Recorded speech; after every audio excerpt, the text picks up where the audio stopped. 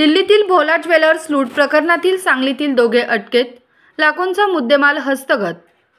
दिल्लीतील फर्श बाजार पोलीस ठाणे हद्दीत दिनांक 15 सप्टेंबर रोजी दुपारी 3:30 वाजता छोटा बाजारमधील भोला ज्वेलर्स या दागिन्याच्या दुकानात दोन अज्ञात इसमांनी पोलीस असल्याचे भासवून रोकड, 1400 ग्रॅम सोन्याचे दागिने, सोन्याची बिस्किटे आणि 3 किलो चांदी असा एकूण 1,56,20,000चा मुद्देमाल लुटला।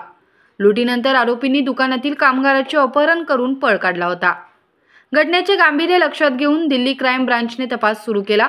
तांत्रिक तपासाच्या आधारे आरोपी सांगली जिल्ह्यातील असल्याची माहिती मिळाली। यानुसार क्राईम ब्रांचचा पथक सांगलीत दाखल झाला।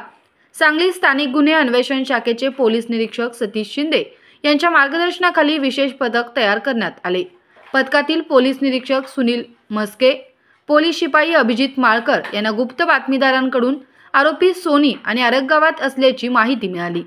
यानंतर पोलिसांनी सोनी गावातून प्रशांत राजकुमार कदम वय वर्ष 25 राहणार उपळावी रोड सोनी आणि आरग गावातून शुभम राजाराम कांबळे राहणार बेघर वसाहत कळंबी वय वर्ष 26 यांना ताब्यात घेतले।